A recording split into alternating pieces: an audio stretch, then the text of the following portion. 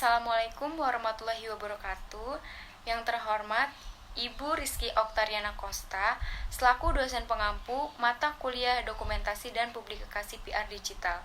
Sebelumnya saya ingin memperkenalkan nama saya terlebih dahulu. Perkenalkan, nama saya Veronica Andini dari program studi Public Relation Fakultas Ilmu Komunikasi Universitas Mercu Buana 2019-2020. Dan di sini saya akan mempresentasikan mengenai publikasi dan publisitas. Langsung saja kita masuk ke materinya. Masuk materi yang pertama ada pengertian publikasi. Publikasi adalah membuat konten yang diperuntukkan bagi publik atau umum, sementara penggunaan yang lebih spesifik dapat bervariasi di masing-masing negara. Biasanya diterapkan untuk teks, gambar, atau konten audiovisual lainnya di media apapun, termasuk kertas seperti surat kabar, majalah, katalog, dan lain-lain. Atau bentuk penerbitan elektronik seperti situs, buku elektronik, CD, dan MP3. Kata publikasi berarti tindakan penerbitan dan juga mengacu pada setiap salinan. Di sini publikasi mempunyai peran penting bagi berjalannya suatu kegiatan publisitas.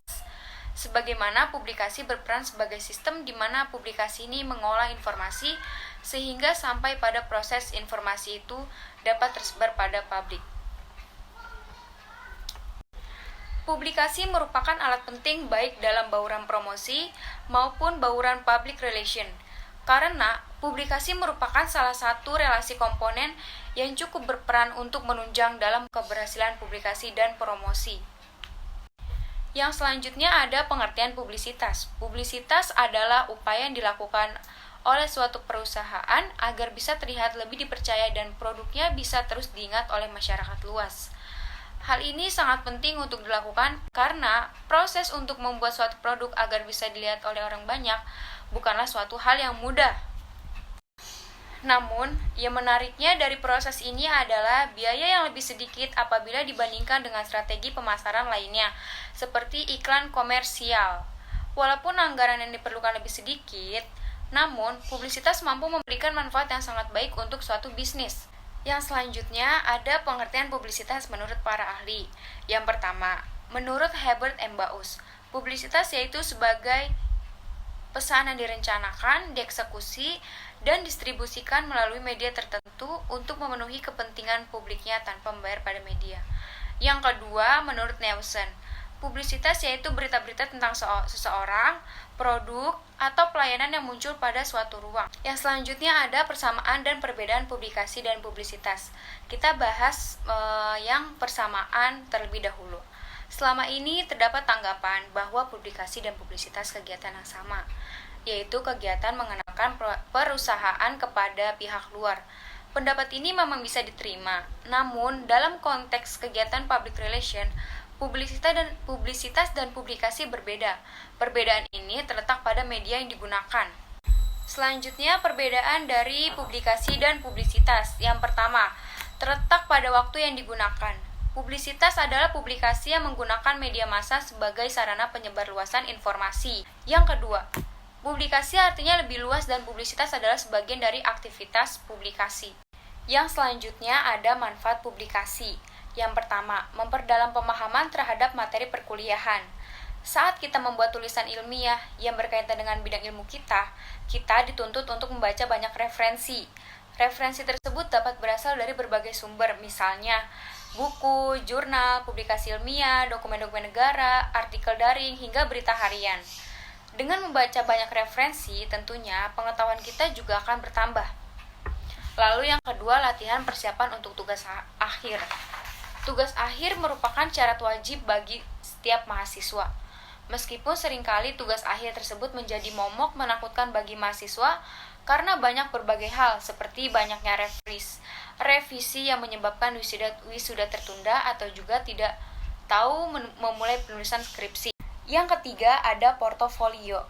Ketika artikel yang kita tuliskan berhasil melewati serangkaian seleksi yang dilakukan oleh reviewer dan editor, maka salah satu hal yang pasti ialah kita memperoleh pengakuan bahwa artikel kita telah ditulis dan dengan mengikuti kaidah-kaidah yang ditentukan dan memenuhi standarisasi yang telah diterapkan.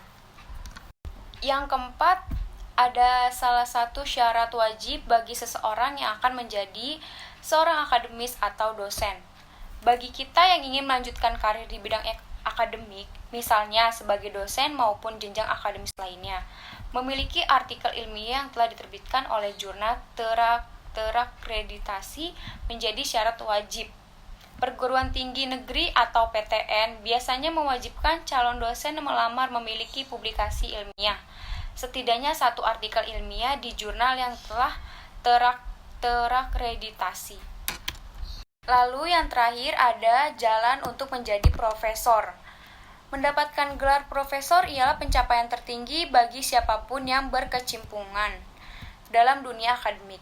Pasalnya, profesor ialah pangkat dosen tertinggi di perguruan tinggi, sebutan lainnya yaitu maha guru atau maha besar.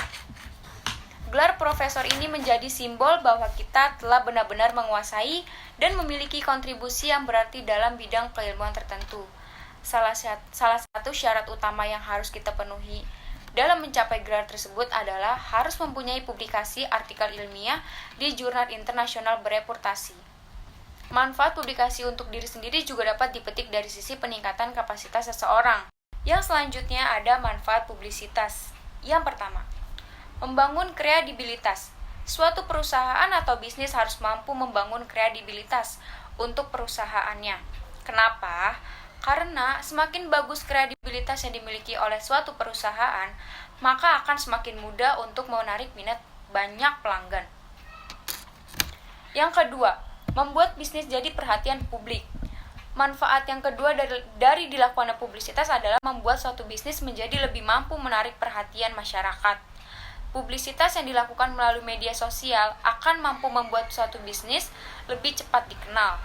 Terlebih lagi jika konten di dalamnya sangat menarik. Untuk itu, suatu perusahaan atau bisnis harus benar-benar memperhatikan untuk melakukan kegiatan publisitas. Yang ketiga, membuat bisnis menjadi perhatian publik. Dan yang terakhir, memperkenalkan suatu barang kepada khalayak luas, mendapatkan laba ataupun omset yang lebih besar sebelum membuatkan publisitas. Yang selanjutnya ada kaitan dokumentasi dan publisitas. Gaung publikasi saat ini tampaknya menjadi makna sehari-hari, tidak hanya dari kalangan pekerja media, yang memang sudah menjadi kewajiban mereka, melainkan juga dilakukan oleh masyarakat awam sekalipun. Betapa tidak, setelah adanya teknologi internet yang dapat diakses baik melalui PC maupun handphone, setiap orang yang memiliki niat dapat menceritakan atau membuat opini terkait dirinya ataupun orang lain. Ada dua sisi kebutuhan yang wajib mereka miliki untuk mengupload peristiwa atau opini, yaitu dokumentasi dan publikasi. Mereka harus memiliki dokumentasi terlebih dahulu sebelum mereka meramu untuk kemudian mempublikasikannya melalui berbagai perangkat media. Perangkat apa yang biasa mereka jadikan sebagai dokumentasi? Teknologi saat ini cenderung mempermudah seseorang untuk melakukan dokumentasi. Bahkan, perangkat handphone saat ini sudah memiliki berbagai perangkat rekam baik audio, foto, maupun video. Lalu, apa yang mereka dokumentasikan? Mereka dapat memperolehnya dengan cara merekam sendiri ataupun mencuplik dari karya orang lain. Dengan adanya dokumentasi tersebut, mereka kemudian dapat menarasikannya dengan gaya bahasa sesuai selera mereka. Dan narasi tersebut mereka publish ke berbagai media, baik website maupun sosial media. Publikasi adalah langkah berikutnya setelah dokumentasi selesai dinarasikan. Kata lain dari publikasi adalah komunikasi. Publikasi yang telah terpublish adalah salah satu cara berkomunikasi melalui saluran yang ada. Apa yang mereka publikasikan? Hasil dokumentasi yang mereka peroleh dan dipublikasikan merupakan sebuah jembatan komunikasi untuk memperoleh interaksi berupa tanggapan dari pembacanya. Yang selanjutnya ada bentuk-bentuk publikasi. Yang pertama, buku atau teks pelajaran. Buku yang selama ini dibaca oleh siswa bisa jadi hal tersebut merupakan hasil dari publikasi ilmiah yang dihasilkan oleh penerbitnya. Tentunya semua teks pelajaran yang ada saat ini dibuat dengan berbagai pertimbangan ilmiah sehingga pada akhirnya layak untuk dipublikasikan ke masyarakat umum. Yang kedua, presentasi pada forum ilmiah. Mempresentasikan karya kita pada suatu forum juga merupakan salah satu dari bentuk-bentuk publikasi ilmiah. Di sini, penulis tidak perlu membuatnya menjadi sebuah buku dan lain-lain, tetapi hanya perlu memaparkan hasil penelitiannya di suatu perkuliahan ilmiah. Yang ketiga, laporan penelitian. Adapun bentuk-bentuk dari publikasi dengan jenis laporan penelitian yaitu jurnal, skripsi, tesis, disertasi, makalah terpublikasi, laporan penelitian tindakan kelas, laporan penelitian ke perpustakaan, dan lain-lain semacamnya. Yang keempat, tulisan ilmiah populer. Biasanya, tulisan ilmiah populer ini lebih bersifat memaparkan hasil penelitian singkat layaknya pada artikel, tetapi ia dapat diterbitkan di media kemasyarakatan. Yang kelima, artikel ilmiah. Biasanya kita juga bisa memaparkan hasil penelitian yang telah dilakukan dan mempublikasikannya dalam bentuk artikel. Yang keenam, artikel ilmiah dalam bidang pendidikan. Artikel ilmiah dalam bidang pendidikan adalah tulisan yang berisi gagasan atau tinjauan ilmiah dalam bidang pendidikan formal dan pembelajaran di suatu pendidikan yang dimuat jurnal ilmiah. Yang ketujuh, publikasi buku teks pelajaran, buku pengayaan, atau pedoman guru. Buku pelajaran adalah buku berisi pengetahuan untuk bidang ilmu atau mata pelajaran tertentu dan diperuntukkan bagi siswa pada suatu jenjang pendidikan tertentu sebagai bahan pegangan mengajar guru, baik sebagai buku utama atau buku pelengkap. Yang kedelapan, modul atau dikat pembelajaran per semester. Lalu yang kesembilan, buku dalam bidang pendidikan. Buku dalam bidang pendidikan merupakan buku yang berisi pengetahuan terkait dengan bidang kependidikan. Lalu yang ke-10, karya keterjemahan. Karya terjemah adalah tulisan yang dihasilkan dari penerjemah buku, pelajaran atau buku dalam bidang pendidikan dari bahasa asing atau bahasa daerah ke bahasa Indonesia atau sebaliknya dari bahasa Indonesia ke bahasa asing atau bahasa daerah. Yang ke-11, buku pedoman guru. Buku pedoman guru adalah tulisan guru yang berisi rencana kerja tahunan guru. Lalu materi yang terakhir kita akan membahas bentuk-bentuk publisitas. Yang pertama, pure publicity. Cara mempublikasikan diri kepada publik melalui aktivitas kemanusiaan sebagai wujud dari interaksi sosial dan kultural murni.